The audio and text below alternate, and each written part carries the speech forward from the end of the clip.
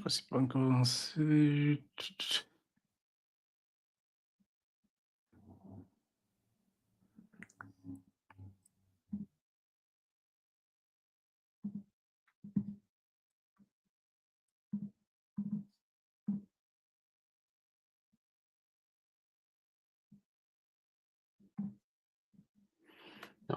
Coucou, hein. Juste attendre à ce que je peux voir le truc sur mon LinkedIn. Pas ça va le voir ou pas? Ah, Je crois que c'est pas encore partagé. méfie-toi parce que ça enregistre maintenant. Oh oui, alors je crois qu'on est live, là. Qu'on est live, qu'on n'a pas encore commencé le live. Je vérifie juste que c'est partagé sur LinkedIn.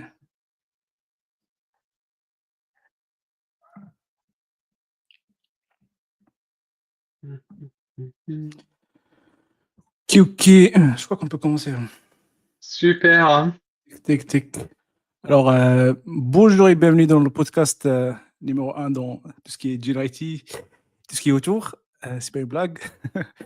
Alors, pour ceux qui ne connaissent pas le concept, c'est un peu un coin virtuel sur lequel on se met, on se détend et on parle des sujets d'actualité, tout ce qui tourne autour de l'IA et du RAG, GenAI, ce genre de sujet. Aujourd'hui, on a le plaisir et le grand plaisir d'accueillir Damien de Weaviate, qui va nous parler de la recherche vectorielle. La recherche vectorielle qui est un pilier dans tout ce qui est AI. Pas uniquement dans la partie GenAI, la partie RAG, mais aussi dans tout ce qui est classification, on va voir aussi de tout ce qui est embedded, l'amélioration de la recherche, etc. Et on va parler en détail de tous ces sujets-là. Alors, avant de commencer, je te laisse Damien te présenter. Ouais, avec plaisir. Donc, c'est super d'être là. Super. Merci beaucoup pour l'invite, Aziz. Donc, moi, je m'appelle en fait Damien et en fait, je travaille effectivement pour Weaviate depuis quelques temps. Je suis solution engineer au sein de Weaviate. Donc, en fait, dans mon rôle, j'accompagne tous nos clients, que ce soit des petites startups ou des grosses organisations, pour déployer justement la solution, pour s'assurer que ça marche. Et je les accompagne bien sûr d'un point de vue technique. Naturellement, j'ai tendance à plus accompagner les use cases compliqués ou très grosse volumétrie, parce que c'est sûr que quand tu as 10 documents, t'as pas forcément besoin de beaucoup d'expertise pour faire du RAG dessus ou pour faire des use cases AI à ce niveau-là. Et c'est vrai que dans mes fonctions, j'ai un peu la chance de voir pas mal de projets, pas mal de use cases. J'ai la chance de voir qu'est-ce qui marche bien et aussi qu'est-ce qui marche pas du tout. C'est la vie, hein, c'est les projets. Des fois, on a des idées, et puis des fois, ça marche pas, surtout quand on est dans l'innovation. Bon, si vous avez besoin de petites astuces justement pour comment bien échouer, t'hésites pas, Aziz, tu me dis, je te dis ce qu'il faut faire pour bien échouer Avec à les plaisir, projets, avec hein. plaisir. Ce sera avec plaisir. Justement, avant de commencer de parler des sujets un peu chauds, je voulais avoir ton avis sur un petit post que j'ai vu récemment qui parle de tout ce qui est RAG. Alors, le post, c'est quoi le contexte? C'est qu'il y avait récemment un petit, pas un petit, mais il y a des modèles qui sont sortis qui ont un peu le contexte qui est très large, qui supporte aujourd'hui plusieurs tokens.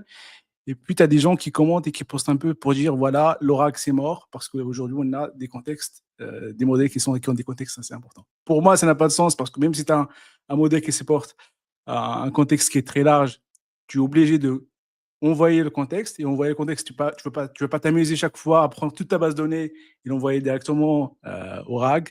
Et même si tu as la possibilité de le faire, c'est que tu auras beaucoup de latence pour récupérer ta base de données, ou si tu auras beaucoup de latence et beaucoup de consommation de ressources sur le modèle. Je ne sais pas c'est quoi, que tu en penses quoi. C'est juste un petit sujet pour briser un peu le glace. Oh, je trouve que c'est un bon troll, hein. Mais c'est rigolo comme sujet. Mais effectivement, non. Sur LinkedIn, sur Internet, sur Reddit, on peut voir de ce type de post.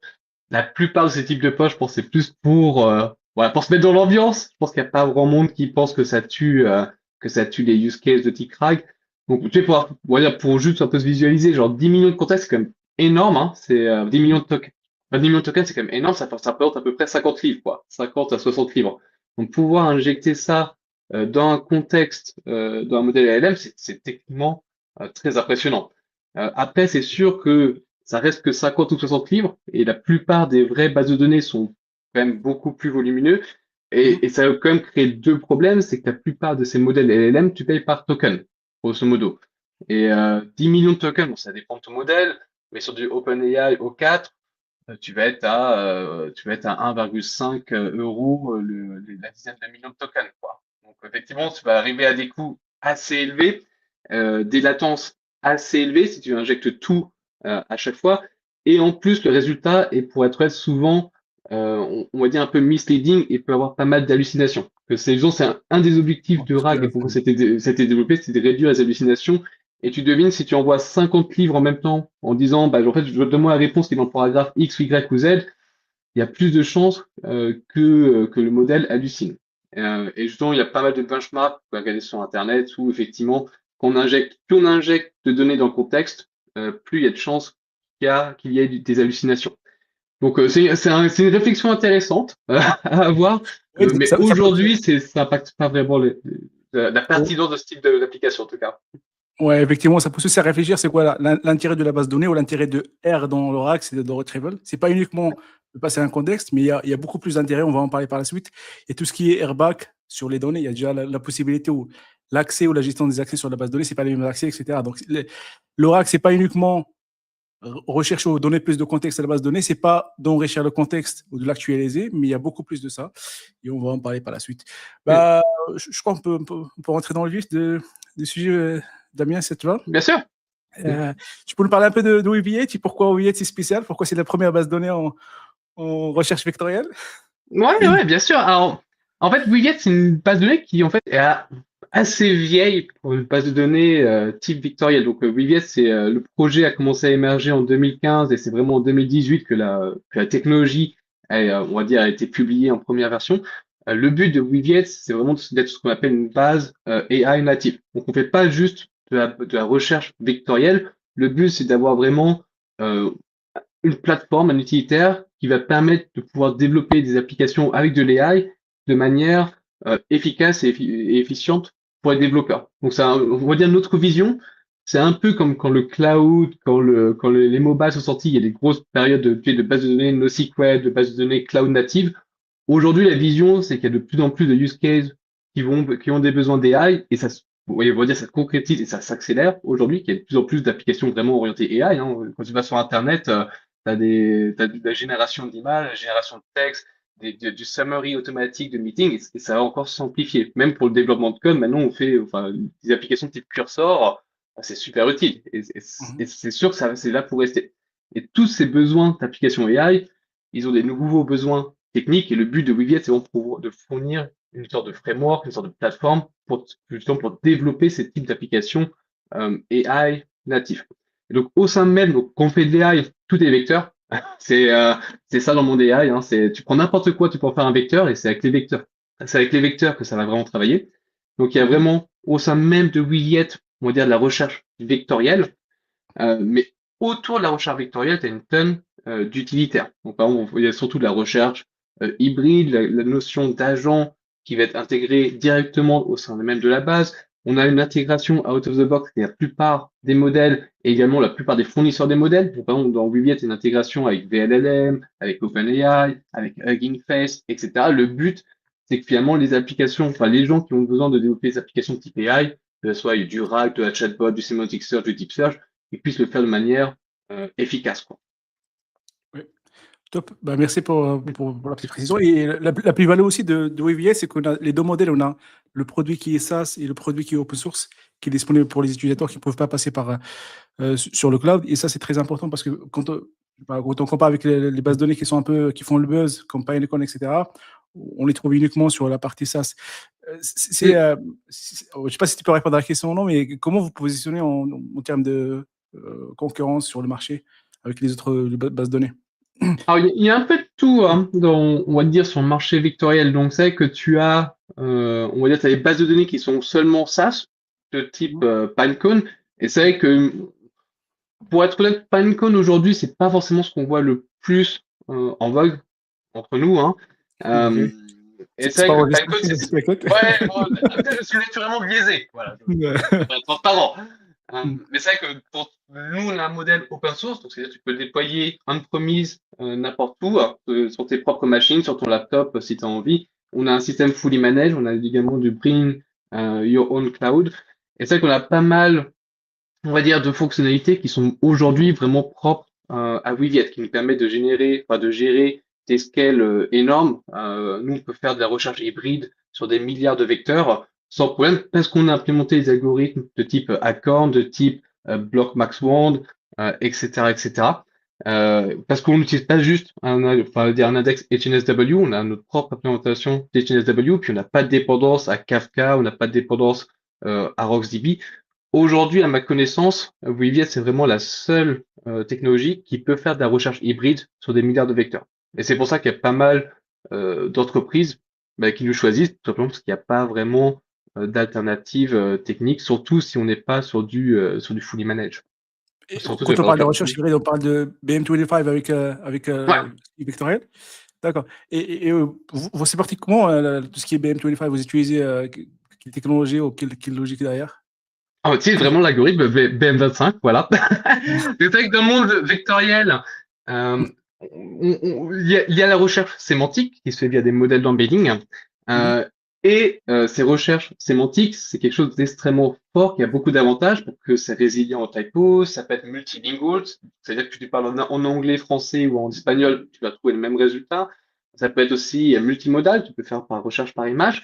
Mais le gros problème de ces recherches vectorielles ou ces recherches sémantiques, c'est que Mhm. ça marche seulement si ton modèle derrière, celui qui va calculer le vecteur, comprend ta requête et comprend tes keywords que tu utilises. Donc, c'est-à-dire si tu dis, par exemple, tu utilises que des mots simples, tu utilises plusieurs mots qui sont connus par le modèle, ça marche très bien. Tu dis, je veux un chapeau bleu, par exemple, nickel, il va comprendre chapeau bleu et il va créer un bon embedding. Maintenant, le problème, c'est que dans la réalité, toutes les recherches sont pas simples et toutes les recherches ne sont pas forcément avec des mots qui sont connus par le modèle. C'est ce qu'on appelle souvent des domaines spécifiques termes ou des rare termes. Par exemple, imaginons que tu as un système de e-commerce, grosso modo.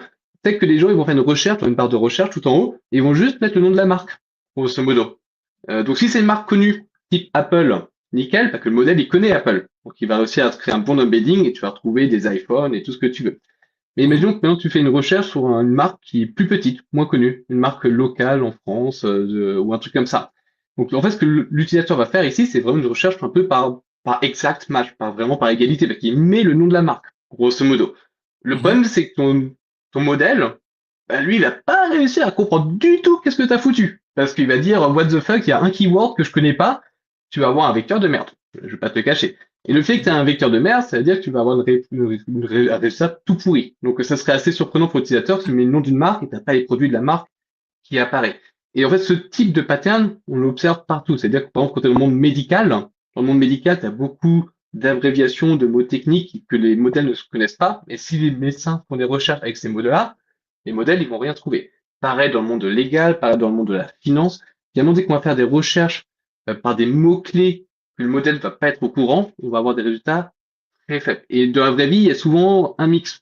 C'est-à-dire tu auras des requêtes très orientées sémantiques et des requêtes très orientées en réalité keyword. C'est-à-dire des gens qui mettent juste une abréviation, un mot-clé, un nom de marque, un événement et qui s'attendent à des bons résultats.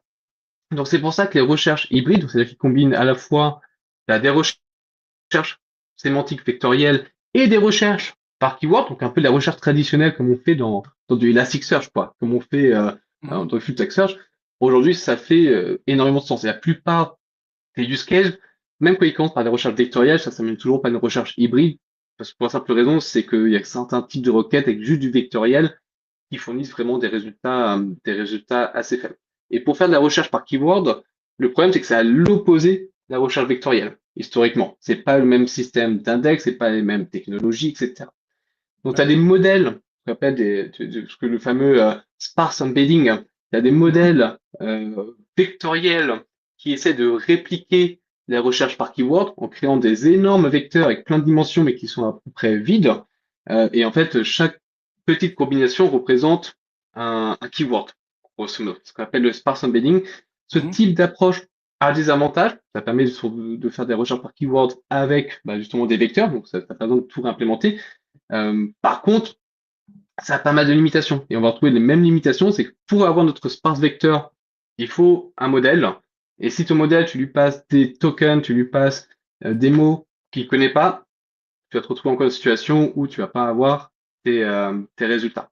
Donc nous, enfin, côté Weaviate, en connaissance de cause des limitations et de l'importance que pour nous LibResearch a pour tous ces use cases, on a décidé de vraiment réimplémenter un BM25 et une recherche par keyword avec un système de tokenisation, etc., comme on peut avoir au sein même d'Elastic. Donc, c'est-à-dire qu'on fait une recherche dans Weaviate et que tu fais une recherche hybride, c'est vraiment fait une recherche vectorielle en créant un embedding, le vecteur, en cherchant les approximate nearest neighbor, et une recherche PM25, donc tokenisation, etc., etc.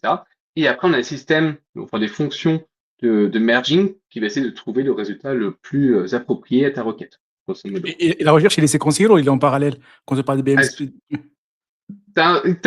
Les deux sont en parallèle, mais dans chaque passe, tu as une partie, on peut en parler plus en détail, parce que c'est quand même très compliqué quand on ouvre la boîte, qu'est-ce qui se passe? Il y a quand même pas mal de petits trucs qui se passent automatiquement, qui sont un peu magiques, comme ça on n'a pas besoin de s'en rendre compte quand on est développeur ou ops, mais il y a quand même pas mal de petits points. Donc tu as des étapes qui se font en séquence et des étapes qui se font en parallèle en fait. Ah, d'accord. OK.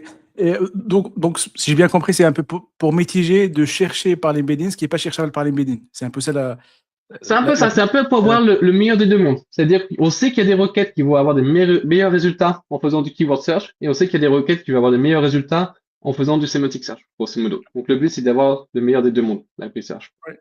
Moi, j'ai une question sur plutôt un concept quand on fait le benchmarking ou sur l'évaluation d'un modèle, par exemple, de RAG, et qu'on fait exactement le benchmarking de la base de données. Et comment on peut séparer la responsabilité de l'embedded model et la responsabilité de la base de données elle-même? C'est-à-dire comment on peut dire que le résultat qu'on a récupéré n'est pas précis parce qu'on a un modèle qui a foiré, ou plutôt c'est notre recherche vectorielle qui est mal configurée, ou notre base de données qui a mal fait la recherche. Quand on fait ça, je ne parle pas comment vous faites sur la Weaviate, mais plutôt quand moi, par exemple, en Bien tant sûr. que développeur, comment je peux faire le benchmarking en prenant compte des deux paramètres? Bien sûr. Alors, c'est une question super intéressante. Alors, et pour toi, toutes les questions de benchmarking, c'est un énorme sujet, quoi. Si vous êtes intéressé, enfin, côté Weaviate, on a des benchmarks connus, et on invite toujours nos clients, en fait, à faire leur propre benchmark. Pour la simple raison, c'est que les benchmarks connus, elles présentent un use case, elles présentent une situation, mais elles ne présentent sûrement pas votre situation dans la vraie vie. Donc, on a tout un webinar sur comment faire ton propre benchmark. Et pour revenir, donc si vous êtes intéressé, vous voulez rentrer plus en détail, bah, je vous invite à regarder ce webinaire qui est vraiment bien foutu. Mais pour répondre à ta question, en fait, les bases de données vectorielles, tu vas les évaluer sur plusieurs points. Tu vas les évaluer sur finalement ses performances. Ces performances, ça va être combien de requêtes tu peux faire par seconde. Et en fait, ces bases de données vectorielles, ils font aussi de l'approximate nearest neighbor search. Donc ça veut dire que c'est pas forcément une précision à 100%. Donc souvent, ce que les gens vont évaluer, c'est ce qu'on appelle le recall. C'est-à-dire, bah, sur tous mes positifs, combien j'ai réellement, combien j'en ai eu, finalement, de mes vrais positifs. Tu as d'autres métriques, tu peux faire la métrique F1 ou précision, qui prend aussi en compte les faux négatifs. Mais c'est que le recall, c'est plus régulièrement vu. Donc, ce que tu veux vraiment évaluer dans une base de données vectorielle, et pour voir si la faute c'est ton modèle embedding ou ta base vectorielle, tu regardes ton recall, grosso modo. Que si tu as un recall de 95%, ça veut dire qu'on a peut-être loupé un ou deux documents, c'est plutôt une bonne valeur. C'est-à-dire que si tu n'as pas les bons résultats, c'est probablement que ton modèle n'a pas réussi à le faire. Après, côté Weaviate, si tu as vraiment des doutes, en fait, on a différents types d'index au sein même de base vectorielle. Par défaut, on utilise HNSW, qui est en fait un HNSW maison, je ne vais pas rentrer dans les détails, mais qui lui, effectivement, peut avoir de l'imprécision. C'est la vie. Mais on supporte également des types d'index qui garantissent que tu vas avoir un recall à 100%, grosso modo. Donc, si tu prends un index flat, ta base va toujours te donner 100% de recall.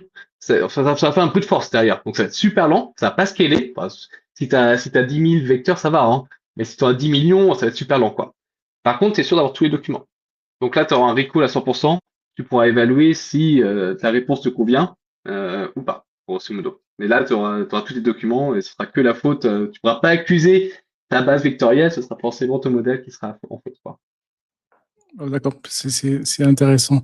Et quand on parle de tout ce qui est une base de données qui est AI native, ça veut dire quoi exactement en termes de pourquoi En fait, c'est hmm, pourquoi vas-y. autoproclamé AI, pourquoi? Bah, alors, non, pourquoi on se dit AI native? pour la simple raison, c'est que nous, notre philosophie, c'est vraiment d'aider la construction de ce type d'application AI. C'est pour ça qu'on se veut AI native. Et pourquoi on ne dit pas juste vectoriel? Pour la simple raison, c'est que dans notre vision, tu as une partie effectivement de recherche vectorielle qui est extrêmement importante, mais tu as également d'autres outils que les gens ont besoin lorsqu'ils développent ce type d'application. Par exemple, imaginons que tu veux faire une recherche sémantique. C'est un système d'e-commerce où tu fais du RAG. T'as pas de gens, en fait, quand ils font une recherche ou quand ils mettent leurs besoins, ils vont souvent faire une sorte de mélange de recherche sémantique et de filtre. Par exemple, tu peux dire, je fais un site d'e-commerce, donne-moi tous les iPhones qui coûtent moins de 100 euros. J'invente, hein. Mais 100 euros, il est peut-être vraiment enthousiaste, donc qu'importe. Mais en réalité, si on prend cette requête et que tu mets ça dans un modèle d'embedding classique et de NSW et que tu demandes les résultats, tu auras certainement des résultats un peu pourris parce que ton modèle d'embedding, c'est ton vecteur, il va prendre toute ta requête, il va prendre iPhone moins de 100 euros et donc c'est un mélange des deux concepts, de moins de 100 euros et d'iPhone. Ça va probablement faire une sorte de centroïde assez surprenant. Et en fait, ce sera assez surprenant parce que la partie de à moins de 100 euros, c'est pas une recherche sémantique que le mec il a demandé. Ce qu'il a demandé ici, c'est un filtre, grosso modo. Et donc, dans Weaviate, on a le concept de query agent qui consiste à dire, on va parser ces requêtes automatiquement pour essayer de déterminer qu'est-ce qu'on doit faire. Est-ce qu'on doit faire une recherche dans une collection? Quand on fait la recherche, est-ce qu'on doit faire une recherche avec un vecteur spécifique, avec des filtres spécifiques, etc., etc. Donc, avec le query agent, par exemple, si on met la même requête, donc on dit donne-moi les iPhones à moins de 100 euros, en fait, il va te dire, je vais chercher dans la collection produit tous les documents qui sont proches du vecteur iPhone, donc une recherche hybride ou non hybride sur iPhone, et il va appliquer automatiquement des filtres, donc des filtres par metadata pour dire price inférieur à 100 euros. Et ça, le query agent va pouvoir le faire parce qu'il est au courant de tes données, il est au courant de schéma, et il va parser effectivement ces requêtes pour essayer de comprendre qu'est-ce que c'est qu'un filtre, qu'est-ce que c'est que la vraie partie sémantique, etc.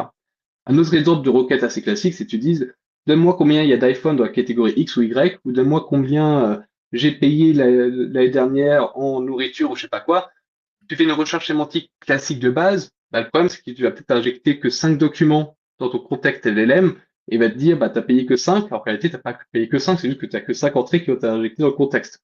Mais là, avec le query agent, il va découvrir, tu vas pas faire juste une recherche dans Weaviate, il va dire, je vais faire un groupe by, je vais récupérer le nombre d'objets qui correspond à cette catégorie, et puis je vais l'injecter dans le contexte de mon LLM. Donc là, c'est pas juste de la recherche vectorielle. Il peut y avoir de la recherche vectorielle derrière, mais ça permet d'injecter finalement dans le contexte de ton LLM la donnée qui est le plus sensible. Et il y a pas mal de fonctionnalités comme ça qui sont conçues au sein même de Weaviate, qui sont pas vraiment juste de la recherche vectorielle. C'est pas la recherche vectorielle, ça, dans la vraie vie, même si ça va utiliser.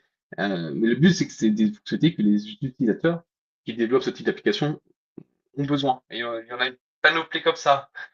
Toute la gestion du multi-tenancy, c'est quelque chose qui est critique aujourd'hui. C'est-à-dire, dès qu'on a un use case de type chat with your invoice, chat with your PDF, chat with your email, ça a des besoins de multi-tenance un peu différents et de gestion de sécurité, de contexte un peu différents. Donc, le but de Weaviate, c'est de fournir toutes ces features-là. Oui, Alors, j'ai une question dans ma tête, mais il y a déjà une question qui est posée dans le chat. Est-ce que c'est des post-filtrages ou des pré-filtrages? C'est une bonne question, ça. Je vais répondre la réponse de Normand. Je suis Normand, et en plus, c'est la vérité. C'est que ça dépend. Alors, ce que fait Weaviate? Attention, faut s'accrocher. En fait, par défaut, quand tu fais effectivement, faire la recherche vectorielle avec filtre, c'est beaucoup plus compliqué. Dans Weaviate, quand tu appliques un filtre et une recherche vectorielle, en fait, la première chose que la base va essayer de faire, c'est qu'il va essayer justement de calculer combien il y a à peu près de documents qui correspondent à ce filtre. Donc, on va essayer d'avoir une estimation on a un filtre, ok, mais est-ce que ce filtre va retourner 10 000 documents, 500 documents, 10 millions, 100 millions, etc.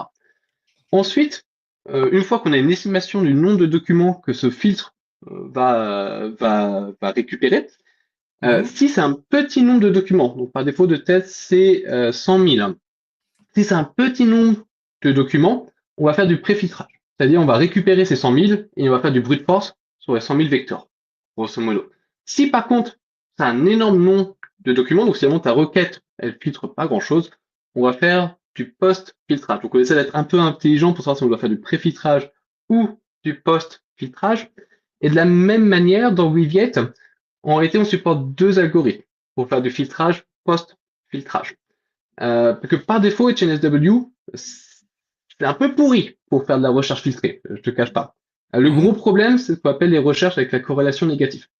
Ça veut dire, imaginons que si je prends encore l'exemple d'un produit catalogue, enfin, d'un catalogue de produits, imaginons que tu dises, bah, je veux une bague en diamant, ou je veux du diamant, ou je veux une bague en or.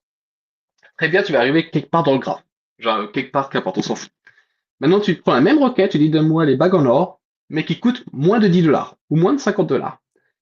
Ça, c'est ce qu'on appelle une recherche avec corrélation négative, et que là où tu vas arriver dans le graphe, il y aura beaucoup de points, mais probablement ces points-là ne vont pas répondre à ton filtre, grosso modo. Et dans l'implémentation de base de HNSW, si on fait du post-filtrage, bah en fait, on va itérer sur tous ces points, et potentiellement, ça peut être des dizaines de milliers, voire plus de points, avant de trouver les premiers points qui correspondent vraiment à notre filtre, grosso modo. Et itérer sur ces points, c'est des opérations relativement coûteuses, parce qu'à chaque fois qu'on va sur un point dans le graphe, on doit calculer la distance. Et les distances, c'est-à-dire c'est la distance cosine ou autre entre nos deux vecteurs. Donc ce type de recherche avec de la corrélation négative, c'est extrêmement coûteux dans du HNSW de base. C'est pour ça que côté Weaviate, on supporte un autre algorithme qui s'appelle Acorn, grosso modo, qui en fait Mhm. s'appuie sur la même structure HNSW, mais qui change la manière dont on le parcourt lorsque tu appliques des filtres. Et le but, c'est de ne pas recalculer la distance à chaque point et d'essayer de prioriser les points qui vont répondre positivement à tes filtres. On l'a implémenté l'année dernière, parce qu'on s'est aperçu effectivement qu'on avait des clients qui étaient impactés par ces requêtes, surtout avec les corrélations négatives, et on a vu effectivement des améliorations de performance très significatives, c'est-à-dire des clients qui avaient 1 milliard de vecteurs, qui sont passés à des temps de requête pour ce type de requête corrélation négative de 2 secondes à 50 à 100 millisecondes, quoi. Donc ce type d'algorithme, c'est vraiment des game changers pour le post-filtrage. Mais sinon, ouais, dans Juliette, on essaie d'être intelligent sur soit du pré-filtre, soit du post-filtre. Et le post-filtre, pour les gros use cases ou pour les filtres un peu spécifiques, on a également Accord. Quoi. D'accord. Pour rester sur la même question de Racine, il demande si est-ce que le choix du filtre il est automatique ou c'est le client qui choisit C'est dans la automatique. query. D'accord. Je crois que ça s'appelle Flat Search Cutoff, le nom du Mhm. paramètre. Donc, c'est un paramètre que tu peux changer si tu as envie. Mais grosso modo, c'est un paramètre automatique qui dit, bah, si on pense qu'il y a plus que ça de documents qui vont répondre OK à ton filtre, on passe automatiquement en post-filtre ou pré-filtre. Mais c'est automatique. D'accord. Et quand on fait le préfiltre, c'est qu'on abandonne un peu la fonctionnalité de HNSW et qu'on reste avec tout ce qui est flat. C'est ça? Absolument. Imaginons que tu fais un filtre, je sais pas, ça te retourne que 3 points. Tu vois ce que je veux dire? Ça te retourne Mhm. que 3 vecteurs. Bah, c'est beaucoup plus simple de prendre ces 3 vecteurs en mémoire et calculer la distance entre chacun de ces vecteurs, quoi. Grosso modo. On va pas s'amuser à aller sur le graphe et parcourir le graphe. Oui, si on a que 3, on les prend entre les 3 mémoires, on fait l'autre calcul de distance et hop, on tourne. Donc c'est ça, ouais, absolument, quand tu fais du préfiltrage, t'as plus de HNSW, t'es sur du brute force, quoi, grosso modo. Et ça marche bien quand t'as pas beaucoup de données, quoi. Quand tu fais un filtre qui te retourne pas beaucoup de données, ça marche très bien. Tu fais un filtre qui te balance 1 million, ça n'a pas du tout marché, quoi. T'es mal barré. Et pour rester sur le sujet de la mémoire, tu peux nous expliquer un peu, en général, pas uniquement sur Eviate, comment sont stockés les vecteurs et les informations de document lui-même, en termes de mémoire et tout ce qui est disque, etc. Et comment vous Ah avez ouais. optimisé ça sur Eviate? Alors en fait, c'est pour les bases vectorielles, le cœur de la guerre, en termes de ressources, c'est la mémoire, grosso modo. Le CPU, on en manque assez peu. Le disque, on ne fait pas beaucoup d'accès. Le problème, c'est que pour avoir des bonnes perfs sur les bases vectorielles, il faut absolument que ton index vectoriel, donc ton index HNSW, il tienne en mémoire, grosso modo. Et en fait, la taille de ces index peut très rapidement grossir. Quand en fait, dis-toi, imaginons que tu as un modèle. Euh, désolé.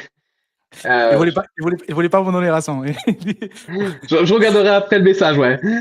Euh, Imaginons que tu aies un modèle qui a 1024 dimensions. Donc dans Viviette, on stocke ça en float 32, donc 4 bytes. Donc 1024 dimensions en float 32, ça fait 4 kilobytes, quoi, grosso modo.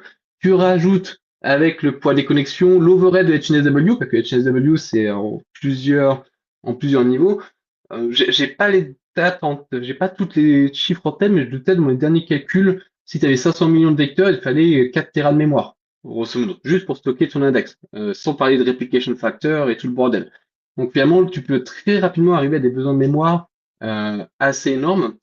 Pour nous, côté Weaviate, que c'est vraiment encore une fois le nerf de la guerre, la mémoire sur la plupart des use cases, on implémente pas mal de systèmes de ce qu'on appelle de quantization. C'est un peu des systèmes pour compresser les vecteurs. Et dès qu'on compresse les vecteurs, il n'y a pas de silver bullet. C'est une section, on va dire, tu as plusieurs algorithmes qui ont plus ou moins leurs différents trade-offs, grosso modo. Nous, on a pas mal d'optimisation pour essayer de s'assurer que l'impact sur le recall soit le minimum. Donc aujourd'hui, en Viviette, on supporte 3 algorithmes principalement.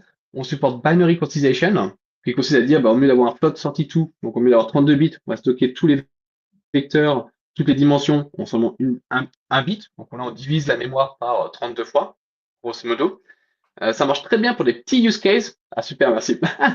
Ça marche très bien sur les petits use cases, le binary quantization, donc si tu n'as pas beaucoup de données, ou si tu as des use cases multitenants. Donc multitenant, ça veut dire que par exemple, tu fais un chat with your email, chat with your PDF, et en faisant ce cas, tu as plein de petits graphes HNSW qui correspondent à un graphe finalement partenaire, grosso modo. Ça compresse super bien et ça réduit ton utilisation CPU aussi de manière assez agressive. Que là, maintenant, comparer la distance entre vecteurs, c'est plus une distance cousine, c'est qu'une distance de type Hamming qui est très facile à calculer d'un point de vue CPU parce que c'est juste un bitwise, enfin, c'est un XOR, quoi, qu'on fait sur les vecteurs. Donc, c'est extrêmement efficace. Mais BQ, c'est vraiment efficace seulement soit pour les petits use cases, soit pour les use cases multitenants.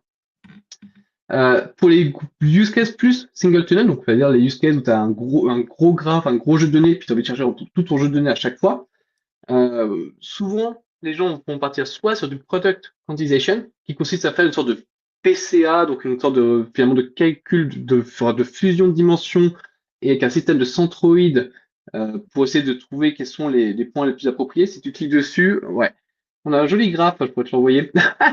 Mais le but, c'est vraiment de réduire le nombre de dimensions en essayant de bien comprendre quelles sont les parts de chaque dimension qui sont les plus significatives pour votre système. Donc, ça a besoin d'un jeu de données d'entraînement. Finalement, c'est un modèle que tu vas entraîner pour compresser tes données. Product quantization, dès qu'on arrive sur les gros use cases, donc des centaines de millions, voire des milliards de vecteurs, c'est clairement l'algorithme qui est le plus adapté. C'est lui qui est le plus on va dire qui est le plus poussé, le plus flexible, le plus customisable. Par contre, et ça va réduire l'utilisation de mémoire par 85%. Ça dépend pas de facteurs, mais on va être dans cet ordre de grandeur. Donc, et là, par contre, ça a un impact CPU assez fort, ça augmente la latence de tes requêtes parce que le calcul de distance est beaucoup plus compliqué. Et après, Scalar Quantization, c'est un peu un mixte, finalement. C'est plus adapté pour des jeux de données un peu plus petits, donc inférieurs à 100 millions. Et c'est un bon mix qui permet de bien diminuer la mémoire, tout en garantissant un bon recall et en diminuant le CPU, quoi. Donc, le Scalar Quantization, le but, c'est de passer de 32 bits à 8 bits. Donc, ça passe en un simple integer. Et après, c'est pas juste un truncate, hein, c'est pas juste un crop. Le SQ, ça s'appuie également sur un jeu d'entraînement pour essayer de bien comprendre quels sont les bits les plus importants et les plus significatifs, et il va essayer il va se baser sur ce modèle, enfin, sur ce jeu d'entraînement pour vraiment créer une sorte de modèle pour justement extraire de tes vecteurs les informations les plus importantes pour les représenter seulement sur 8 bits. Donc les PQ et SQ s'appuient sur les jeux d'entraînement et il faut que ce jeu d'entraînement soit représentatif pour garantir. Et tous ces systèmes, donc binary quantization, product quantization et scalar quantization, en fait, dès que tu les actives par Weaviate, on a pas mal d'optimisation pour optimiser le recall. Et par exemple, ce qu'on va faire de base, que tu le veuilles ou que tu ne veuilles pas, on fait de base par défaut. Tu peux le désactiver, mais par défaut, on le fait. On va faire automatiquement un re-ranking, grosso modo. C'est-à-dire, imaginons que tu actives BQ. On va faire une première, enfin, quand tu vas faire une recherche, vectorielle, hybride ou autre, on va faire une première recherche en s'appuyant sur les vecteurs BQ, finalement, les vecteurs compressés. Et il n'y a que ça qui vont vraiment tenir en mémoire dans notre graphe HNSW.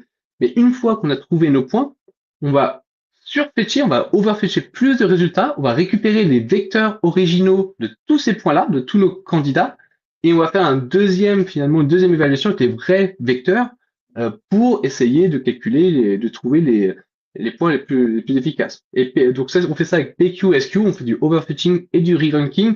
PQ, on fait un truc un peu plus poussé. En fait, on fait une recherche en 2 étapes, c'est-à-dire on va s'appuyer sur notre algorithme PQ, sur nos vecteurs compressés pour trouver les bons points, mais dès qu'on va s'approcher de la destination, on va switcher automatiquement pour utiliser les vrais vecteurs. Donc PQ, on a un système de recherche à 2 sens, finalement un peu de recherche brute, puis après une recherche affinée dès qu'on arrive un peu proche de notre destination, grosso modo.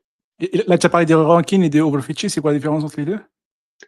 Alors, les deux marchent ensemble. C'est-à-dire, imaginons que tu dises, je veux injecter ou je veux récupérer les 5 documents les plus proches de ce concept-là, grosso modo. Quand tu vas faire du BQ ou quand tu vas faire du SQ, en fait, on va pas récupérer que les 5 plus proches documents, on va peut-être en récupérer 25 ou 30, c'est quelque chose de configurable et qui est des fois dynamique. Et après, sur les 30, on va calculer les vraies distances avec les vrais vecteurs pour essayer de vraiment trouver les 5 les plus proches de ta requête, grosso modo. Donc, vraiment, on récupère plus de données pour calculer vraiment les distances avec plus de précision sur ce plus gros jeu de données. Le but, c'est d'avoir les meilleurs résultats et de donner ceux qui font plus de sens à ta question ou ton texte, grosso modo. Ouais. J'ai l'impression que là, on a rajouté une couche de complexité en plus parce que là, pour le benchmarking, on a un autre paramètre à benchmarker, c'est qui est le quantization. C'est quoi le paramètre qui est Ah, benchmarké? absolument, absolument. Non mais ça c'est mal. Enfin, c'est pour ça qu'on dit toujours, qu'on demande toujours aux gens de faire leur propre benchmark, qu'on trouve plein de benchmarks sur Internet. On est un peu floudé, hein, c'est un peu dur d'y voir clair. Et en plus, la plupart des benchmarks correspondent à des use cases qui sont fictifs, naturellement, mais qui correspondent pas à la réalité. Comme je disais, en fait, enfin, je sais pas si je l'ai déjà dit. En fait, la plupart des gens qui vont en prod ou après quelques itérations en prod, ils vont faire de la recherche hybride et ils vont faire de la recherche avec des filtres, grosso modo. Et c'est ça que tu as envie de vraiment de benchmarker. Grosso modo, t'as envie de benchmarker des performances avec des filtres et avec de la recherche hybride. Parce que en fait, c'est une toute autre complexité, c'est un tout autre paradigme. Si tu fais juste de la recherche vectorielle, c'est simple, hein. Mais le problème, c'est que les gens, ils veulent pas juste faire de la recherche vectorielle, ils veulent faire de la recherche hybride avec filtres. Top, top, top. Je voulais revenir sur la question de Rassan. Il dit il parle plutôt de l'ingestion que de la query. Moi, j'ai pas bien compris parce qu'en fait, le filtrage ou le filtering, c'est plutôt au niveau query. Il n'y a pas au Ouais, niveau ingestion. le filtrage et le concept de pré-filtering, enfin, pré ou post-filtering, ça se fait vraiment au niveau requêtage. Au Mhm. niveau insertion, y a pas de filtre. La manière dont ça marche dans Weaviate, si t'es intéressé, c'est alors par défaut, en fait, nous on va indexer, on crée 3 index pour chaque property, grosso modo. On a bien sûr l'index HNSW, grosso modo, qui permet de faire de la recherche sémantique. Mais en plus, on va créer un index de type, je sais pas comment dire en français, inverted index, index inversé. Oui, c'est vrai, c'est vrai. On on va créer un index inversé avec enfin, nous, on a notre propre implémentation de LSM et notre index inversé. On va créer un index inversé pour faire du filtre, grosso modo, et un index inversé pour faire également de la recherche BM25, qui consiste à dire calculer des statistiques, etc., etc. On a un troisième type d'index que tu peux activer. En fait, on implémente un autre algorithme qui s'appelle les roaring bit set, qui permet de faire des requêtes de type range, donc c'est greater than, lesser than, de manière plus optimale. Tu peux en faire avec les autres index inversés, euh, mais c'est autre chose. Pour l'extraction des métadatas sur Ouais, lesquels on veut filtrer. En fait, c'est quand tu insères tes données. Ah, ça peut être une question intéressante. Je suis pas sûr de totalement la comprendre, mais ouais, en fait, moi, je crois comprendre, c'est que puisque sur la mémoire, on a le vecteur, mais on n'a pas la metadata. Donc, comment ça se passe au niveau filtré? Est-ce que tu fais la ah, recherche sur la mémoire? je crois qu'on a perdu Aziz, non? Là, tu C'est m'entends? Aziz qu'on a perdu ou c'est moi? Alors, Eric, c'est Aziz. sur. Est-ce Ouais, que on c'est t'a là? perdu un peu quelques secondes, désolé Aziz. Mais en fait, Là, tu juste m'entends? pour... Ouais, je t'entends. En fait, juste pour expliquer, donc dans Weaviate, dans ta collection, tu as plusieurs properties, donc tu peux avoir très bien un titre, enfin, tu sais, c'est un peu une sorte d'attribut, tu peux très bien dire j'ai une property titre, une property contexte, enfin, description, une property metadata, une property catégorie, etc. Et normalement, c'est à toi, effectivement, quand tu insères tes données, de te dire, bah, j'insère les données et le titre, c'est ça, la description, c'est ça, les catégories, c'est ça, metadata, c'est ça, etc. Donc, c'est à toi, normalement, de structurer tes données dans les différentes properties proprement. Après, il y a un truc qu'on voit chez certains de nos clients qui est assez intéressant, c'est que des fois, on travaille avec des données qui sont vraiment déstructurées et on a quand même envie de faire des filtres structurés dessus. Par exemple, souvent, on a des clients. Ouais, c'est ça, exactement. Par exemple, tu dis, ben moi, si je veux faire un filtre sur le prix d'iPhone, c'est bien, mais ça se trouve, je n'ai pas le prix d'iPhone. Que ça se trouve, il est perdu dans la description. Ça veut dire que quand j'ai injecté mes données, bah, mes données n'étaient pas forcément très propres et en fait, j'ai Ah, pas c'est le vrai. metadata prix. Grosso modo, ça arrive, ça arrive. Surtout quand on travaille avec des jeux de données extérieurs. Euh, et là, c'est un truc assez cool, c'est que dans Weaviate, donc je voulais parler du query agent pour faire un peu ce type enfin, pour faire des recherches un peu intelligentes pour savoir qu'est-ce qui était le metadata filtering et compagnie. Mais on a également ce qu'on appelle un transformation agent.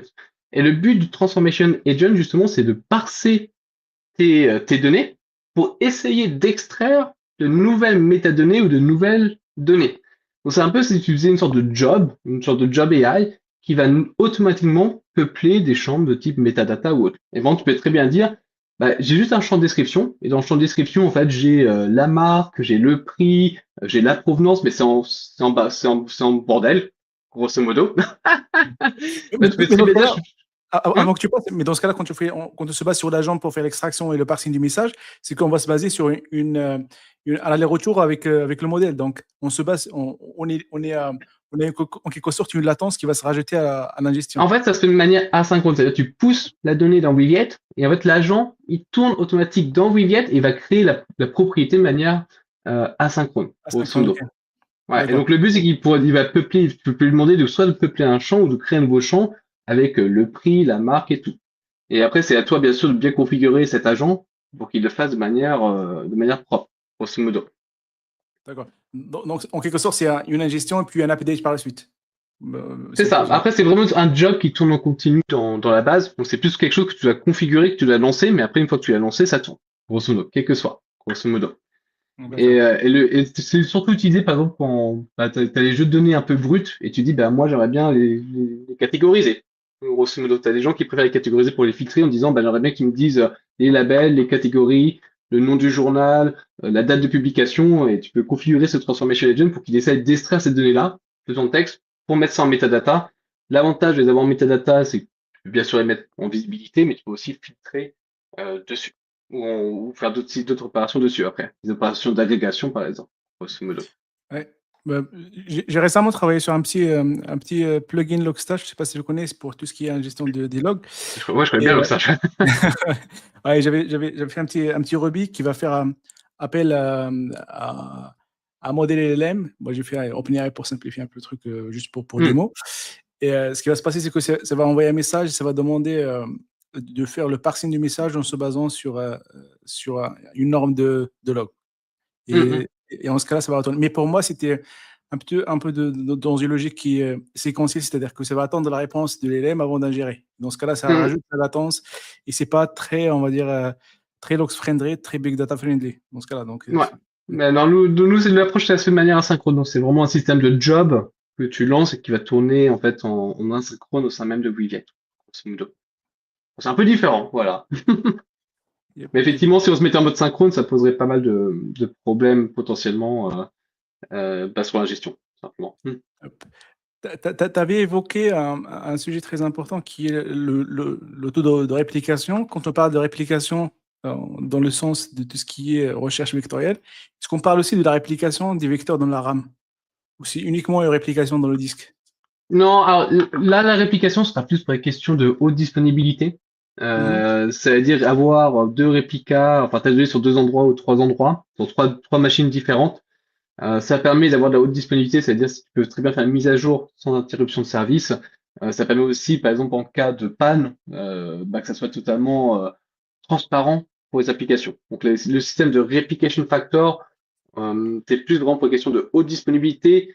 Ça permet également de scaler, enfin de faire plus de requêtes par seconde, que n'importe quel nœud peut répondre aux requêtes. On a un système de leaderless un peu à la Cassandra, si vous connaissez. Donc ça permet un peu de scaler, enfin, de faire un peu de horizontal scale out sur les opérations de lecture. Mais c'est assez rare que, enfin, souvent les gens quand ils configurent la réplication, c'est vraiment pour les questions de haute disponibilité et c'est pour ça qu'on recommande quand même principalement. Et après, dans Weaviate, on a un système de sharding également. Mhm. Le sharding, c'est vraiment pour distribuer la charge sur plusieurs machines, donc pour faire du horizontal scaling. Et quand on travaille sur des gros volumes de données, bah, il faut y penser. Par exemple, là, le plus gros cluster sur lequel je travaille en ce moment, il a 10 milliards de vecteurs, c'est quand même relativement énorme. Et Mhm. effectivement, pour ça, il a besoin de 32 machines. Pour stocker tout ce nombre de vecteurs, tu n'as pas trop le choix. Donc là, tu es obligé tu ne peux pas avoir qu'un seul shard. Tu es obligé d'avoir, je crois qu'ils ont 16 shards par collection de tête. Ouais. Ça permet de distribuer sur plusieurs machines. Ouais, ce que je trouve intéressant, c'est que quand on parle de la recherche vectorielle, on change carrément de vocabulaire et de paradigme. Alors que quand on parle d'une recherche qui est analytique et qui est lexicale, on parle de combien de gigas en stock, combien de documents en stock. Là, on parle de combien de vecteurs en stock. Il y a vraiment un Il y a paradigme un qui changement change. sémantique, ouais, absolument. Parce qu'en réalité, tu peux très bien avoir des gros documents, mais qui n'ont qu'un seul vecteur. Grosso modo. Toi, si tu fais un chunk par page, j'invente, hein, c'est un peu barbare, bah, tu peux Ouais. très bien avoir des trucs qui font, je sais pas, qui font 50 kilobytes, mais qui vont avoir qu'un seul vecteur. Et dans notre graphe, ça reste qu'un seul vecteur. Donc, c'est vrai qu'en termes de complexité, les bases vectorielles, on va plutôt parler en nombre de vecteurs. Et pour être totalement précis, ce sera un nombre de vecteurs dimensions. C'est-à-dire que si tu as 1 milliard de vecteurs à 64 dimensions, c'est pas du tout la même chose d'avoir 1 milliard de vecteurs à 1024 dimensions. Tu fais un facteur x5 hein, en termes de besoins. Mais c'est vrai que D'accord. souvent on parle plutôt en nombre de vecteurs pour moins parler de genre de grandeur. Bon, on peut parler un peu open source en Bien premise. sûr. Euh, Ouais. c'est quoi je voulais savoir comment vous supportez vos clients qui sont en prem, qui ne peuvent pas aller en SaaS ou en cloud. Ah, on leur dit d'aller dans le cloud? Non, je blague. Non, non, alors, non, Weviate, c'est totalement open source et ça va le rester, grosso modo. Et c'est que nous, bah, naturellement, tu as la technologie Weviate et puis tu as l'entreprise que nous, on développe Weviate et puis effectivement, on a plusieurs solutions pour accompagner nos clients. On a bien sûr des offres fully managed dans notre cloud. On fait également du bring your own cloud où en fait, on se déploie Weviate dans votre cloud et on va maintenir finalement, le cluster au sein de notre cloud. Et on a des offres classiques qu'on appelle Enterprise Supported, où finalement, vous déployez Weviate on-premise dans votre data center et on vous assiste pour supporter la plateforme, pour la configurer, pour s'assurer qu'elle soit bien monitorée, bien sécurisée, etc. Naturellement, dès qu'on est sur ce type de pattern, c'est un peu plus compliqué pour nous de vous assister puisqu'on n'a pas accès à la machine. On ne peut pas s'assurer qu'elle soit toujours bien configurée et que tout marche, mais on a aucun accès.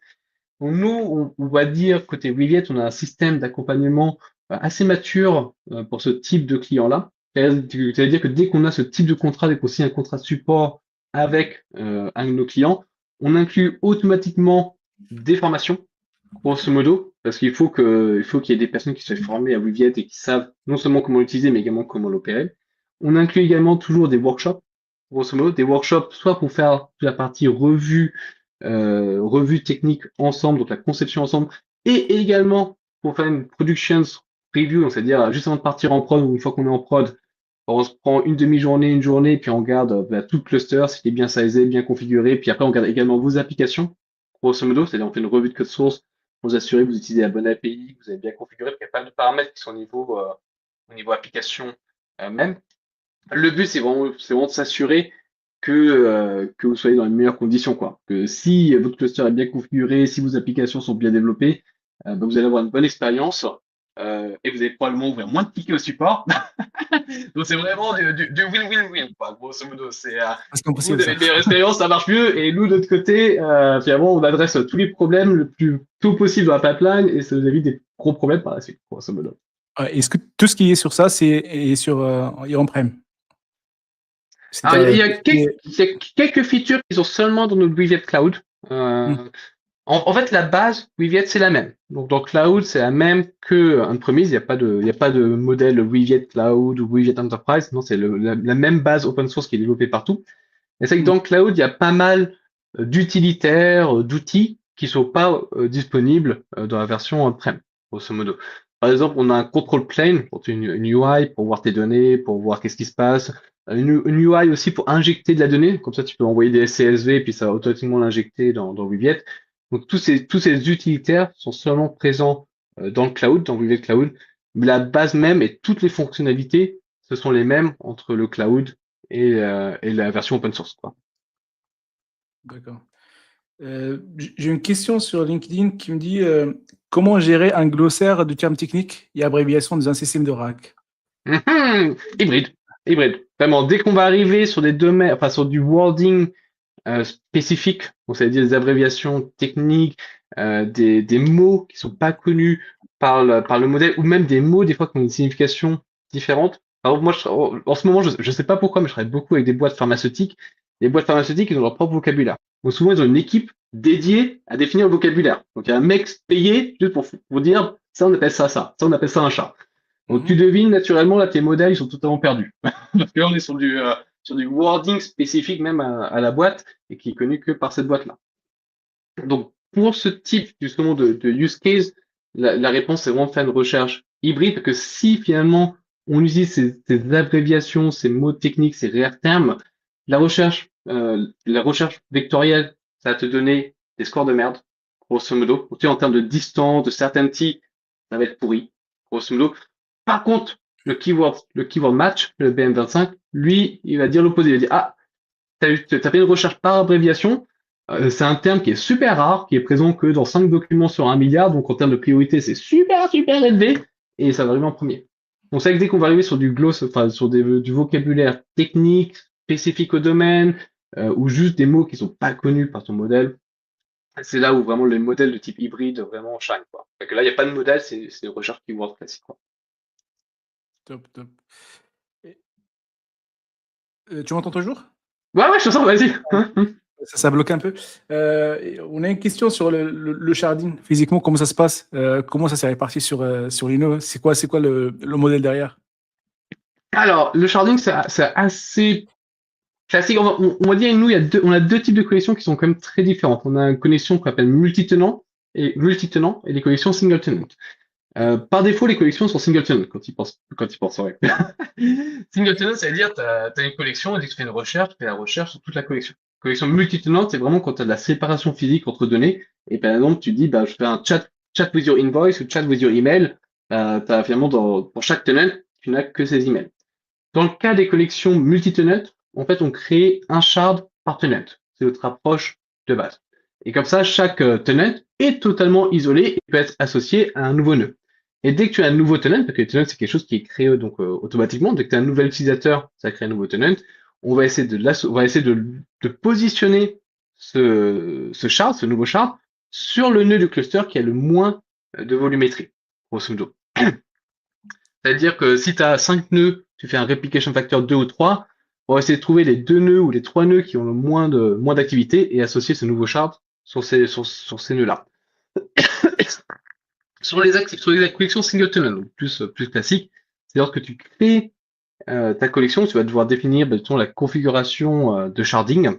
Par défaut, ça fait un peu débat, on n'est pas trop sûr, on va peut-être changer par défaut. Par défaut, on met le nombre de nœuds en nombre de shards. C'est-à-dire si tu as un cluster de 3 nœuds, on va créer 3 shards, grosso modo. C'est la configuration de base, c'est la valeur par défaut si tu ne le mets pas. Mais c'est bien sûr quelque chose que tu peux configurer toi-même. Tu peux dire, bah, je veux 10 shards, 50 shards, etc. D'une manière générale, on ne recommande pas forcément d'avoir trop de shards.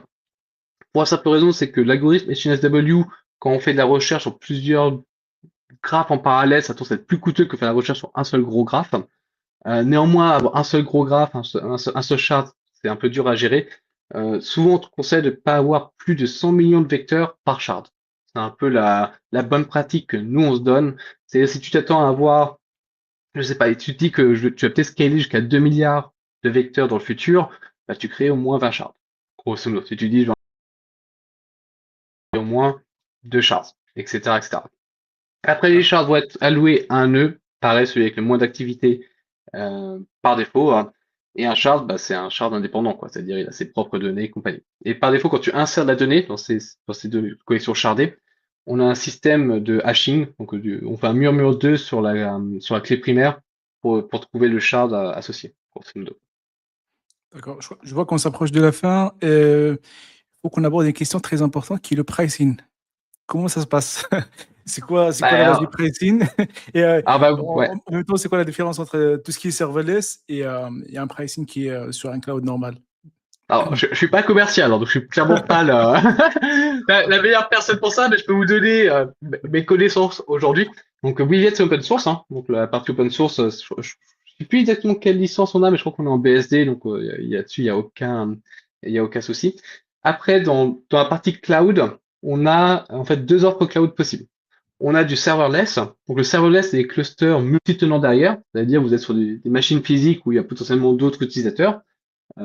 Et là, le prix, c'est seulement par nombre de vecteurs dimensions, grosso modo. Donc, le prix est directement lié à ta volumétrie de données. Et le pricing, il y a un simulateur en ligne, tu tapes Weaviate Serverless Pricing, on a un simulateur et tu peux voir le pricing en temps réel. Mais c'est vraiment le nombre de vecteurs et leurs dimensions qui vont impacter le pricing.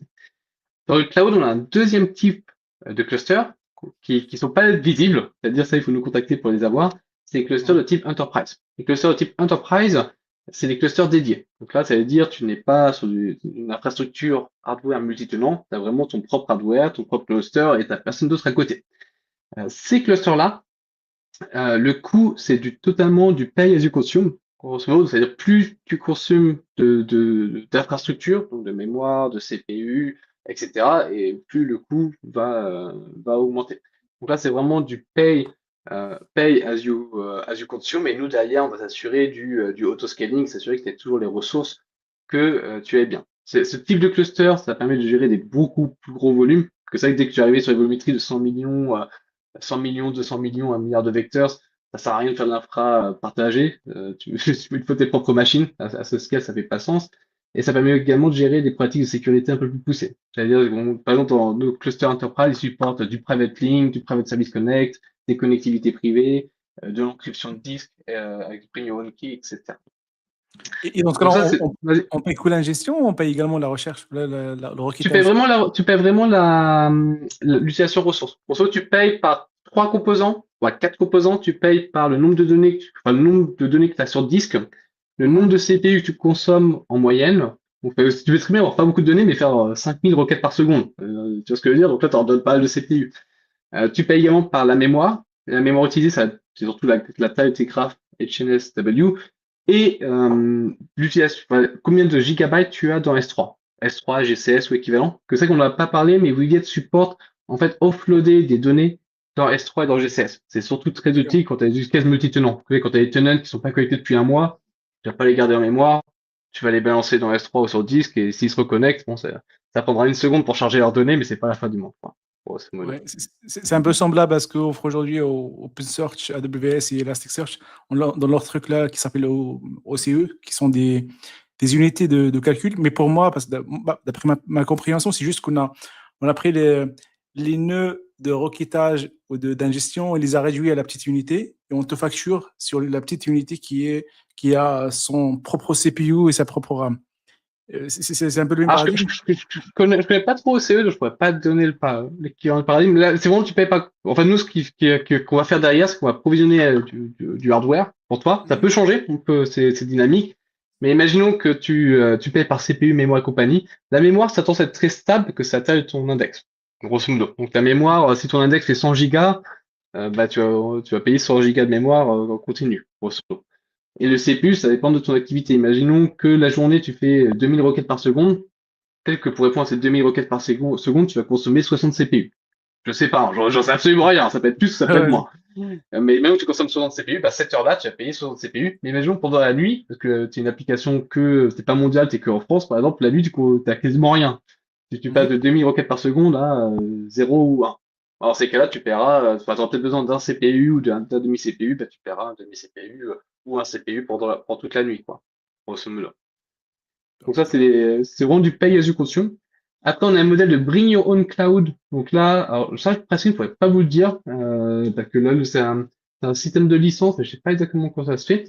Et pareil pour nos contrats de support, donc je connais pas forcément les prix, mais c'est un système par taille de cluster, grosso modo. Donc on a un peu un système un peu un système en disant ça, c'est un gros cluster, ça c'est un petit cluster, ça c'est un moyen cluster, et tu rentres dedans, quoi, grosso modo. Ouais, je vois. Très bien. Je crois qu'on arrive à la fin. Il y a juste une petite question, une dernière, qui est, c'est plus une question R&D.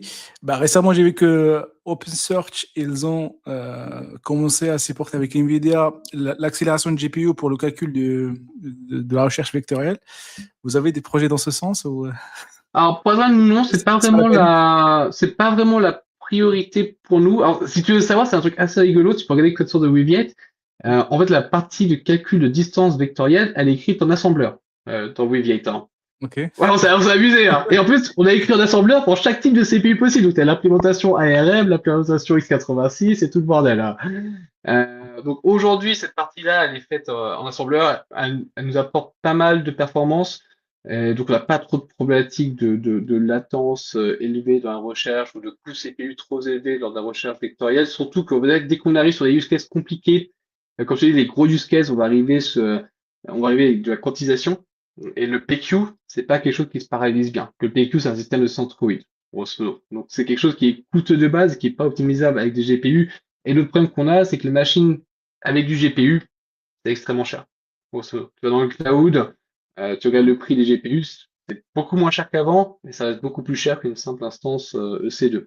Donc Ouais. on voit pas trop, enfin j'ai pas trop la demande, je ne cache pas, c'est rare que les clients nous le demandent, je ne verrais pas forcément un avantage spécifique aujourd'hui en termes, on va dire de purement innovation, ce sera plus effectivement aujourd'hui tout ce qui est les push sur les agents, que là depuis on va dire depuis quelques, je vais pas dire années parce que c'est pas vrai, mais depuis quelques dizaines de mois, c'est quand même il y a un gros push sur tout ce qui est agentic AI et ça a pas mal d'applications à différents niveaux.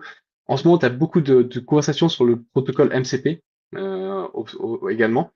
Donc euh, c'est un peu compliqué parce qu'aujourd'hui ça Vous bouge avez, tellement vite vous avez un, cli- et vous avez un client MCP pour OVH ou pas encore? bah, mais bien sûr, bien sûr. Ok. Non, non, on a un client MCP, mais après, j'ai beaucoup de mal à dire si c'est le futur ou si c'est le passé. Tu vois. Ah, Tu sais, ok. MCP, ça démarrait extrêmement vite. Bah, t'as Coir qui a poussé ça extrêmement fort. Tout le Mhm. monde a dit c'est génial. Puis après, tout le monde commence à dire, attends, il n'y a pas de sécurité, il n'y a pas d'intégration. Donc on Mhm. s'est dit, bon, on va rajouter la sécurité et tout. Et puis les gens commencent à se plaindre en disant, maintenant, c'est chiant avec la sécurité. Mais c'est quand même cool. Donc, j'ai beaucoup de mal à voir est-ce que c'est le futur de l'API REST pour les agents ou est-ce que c'est juste un essai et dans un an on n'en parlera plus du tout. On va voir. Pareil, tout ce qui est Colbert, Colpally, donc les systèmes d'embedding à multivaleur, Mhm. c'est des choses qui ont beaucoup d'utilité, mais alors, surtout pour les plus petits use cases, c'est sûr dès qu'on arrive sur des centaines de millions de vecteurs, c'est mieux de faire du chunks, je vais pas vous cacher, parce que du Colbert, Colpally, c'est juste trop gros à un certain scale, mais c'est clairement quelque chose qui est intéressant, qui a le vent en poupe. Et encore une fois, les agents, voilà, aujourd'hui, c'est clairement ce qui a le plus, on va dire, de use case, le plus de discussions aujourd'hui relatifs. Voilà, en tout cas, le domaine LLM et vector search. Top, top, top. Je crois qu'on a couvert pas mal de sujets finalement. Il y avait beaucoup de choses et on a réussi à couvrir au moins 80% de ce qu'on avait. Mhm. On va pas te prendre plus que ça, Damien. Je sais que tu as d'autres Bah, infos et tout. au plaisir, Aziz, n'hésite pas hein, si je peux aider en quoi que ce Peut-être soit. ça sera une autre fois, mais merci beaucoup. On a appris beaucoup de choses. Je crois, je sais pas s'il y a d'autres questions sur le chat, mais je les vois pas. Bah, en tout cas, merci beaucoup. On a appris beaucoup de choses sur EV8. C'était très intéressant. On a appris aussi beaucoup de choses sur tout ce qui est recherche vectorielle et tout ce qui se cache derrière. Bah, c'est intéressant. Et peut-être, si vous voulez contacter Damien, vous l'avez devant vous. Et si vous avez des questions sur EV8, n'hésitez pas à le contacter. J'espère que N'hésitez vraiment pas. Et merci pour l'invitation, Aziz. Merci Allez, passez une Damien. bonne soirée. Allez, ciao. Merci beaucoup. Ciao.